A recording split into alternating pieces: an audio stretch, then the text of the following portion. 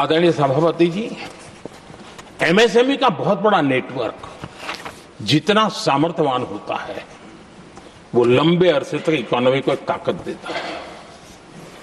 हमने उस दिशा में बल दिया और हमने कई रिफॉर्म्स किए हैं। आज हमारे एमएसएमई नेटवर्क पर दुनिया का भरोसा बढ़ रहा है। बड़े बड़े हो सकता है हम हवाई जहाज नहीं बना देंगे, लेकिन कई हवाई जहाज है जिसमें कई पुर्जे मेरे देश के छोटे छोटे एमएसएमई बना रहे हैं।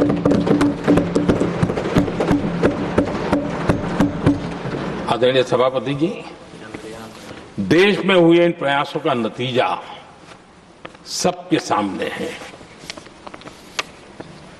बड़े बड़े देश भारत के साथ व्यापारिक संबंध बनाने के लिए बहुत ही आतुर है। यूरोपीय संघ का ट्रेड डील हो, अमेरिका के साथ अभी अभी हुआ जो ट्रेड डील हो, और कल हमारे पीयूष जी ने सदन में विस्तृत जानकारी भी दी है, और पूरा विश्व खुल करके इस ट्रेड डील का तारीफ कर रहा है। और उसमें जब यूरोपियन यूनियन के साथ ट्रेड डील हुआ तो विश्व को एक भरोसा हुआ कि अब वैश्विक स्तर पर स्थिरता की संभावना बढ़ेगी।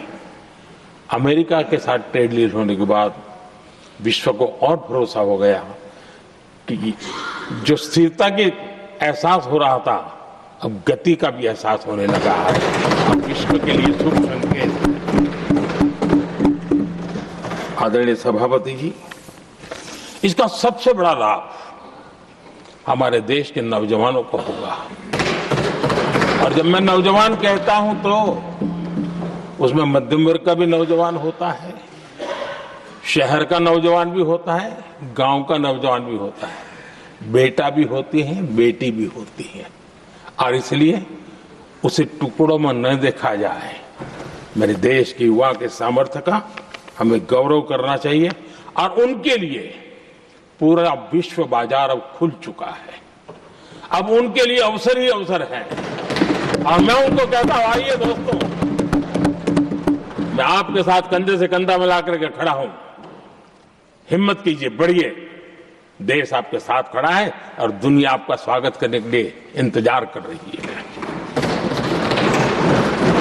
आदरणीय सभापति जी, जिस प्रकार से दुनिया में हमारे युवा प्रोफेशनल्स की मांग बढ़ रही है, इवन केयर गिवर्स की मांग बढ़ रही है, हर कोई मिलता है हमें इस प्रकार के लोग चाहिए। इस प्रकार कुछ लोग तो अपना स्पेशल ऑफिस यहां बना रहे हैं रिक्रूट करने के लिए, योग्य टैलेंट की खोज के लिए। इसका मतलब हुआ कि भारत के प्रोफेशनल्स के लिए भी विश्व में बहुत बड़े अवसर बन रहे हैं।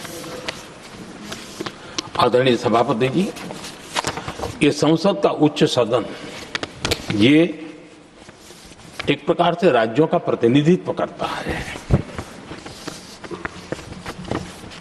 और जो चर्चा की बारीकियां मैंने देखी, मेरा मन कहता है कि थोड़ा स्तर इसका ऊपर होना चाहिए था, और वहां से तो ज्यादा होना चाहिए। वो तो कितने साल तक सरकारों में रहे हैं, वहां से जरा चर्चा का स्तर ऊंचा होना चाहिए था, लेकिन उन्होंने ये मौका भी गंवा दिया। देश उन पर कैसे भरोसा कर सकता है। आदरणीय सभापति जी, मैं कल एक माननीय सदस्य को सुन रहा था। यूं तो वो अपने आप को राजा कहलाने में बहुत गर्व करते हैं, लेकिन वे आर्थिक असमानता की चर्चा कर रहे थे। बताइए, जो खुद को राजा माने और वो आर्थिक असमानता की बात करे, तो आपको लगता है कि क्या यही देखने के बाकी रह गए थे क्या? आदरणीय सभापति जी, हमारे टीएमसी के साथियों ने काफी कुछ कहा। जरा खुद को अपने गरेबा में देखें। निर्मम सरकार पतन के जितने भी पैरामीटर्स हैं, उन सब पैरामीटर्स में नए नए रिकॉर्ड बनाते जा रहे हैं और यहां उपदेश दे रहे हैं। क्या हाल करके रखा हुआ है। ऐसी निर्मम सरकार से वहां के लोगों का भविष्य अंधकार के अंदर डूब रहा है, लेकिन इनको कोई परवाह नहीं है। सत्ता सुख के सिवाय कोई आकांक्षा नहीं और वे यहां उपदेश देते हैं। घुसपैठ दुनिया का समृद्ध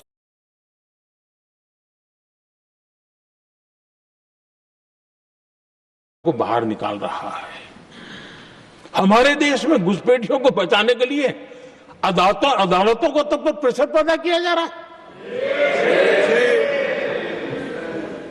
मेरे देश का नौजवान कैसे ऐसे लोगों को माफ करेगा जो घुसपैठियों की वकालत करने के लिए ताकत लगा रहे हैं। और घुसपैठिए मेरे देश के नौजवानों के हक छीन रहे हैं, उनकी रोजी रोटी छीन रहे हैं, आदिवासियों की जमीन छीन रहे हैं। बेटे बेटियों की जिंदगी पर खतरे पैदा हो रहे हैं, लेकिन उनके लिए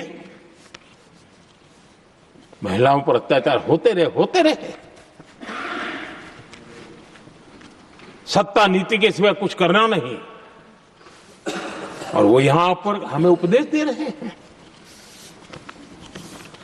और ऐसे चिंताजनक सभी विषयों पर आंखें मूंद करके बैठे हुए वो लोग हैं। एक हमारे माननीय सदस्य काफी कुछ बोल रहे थे।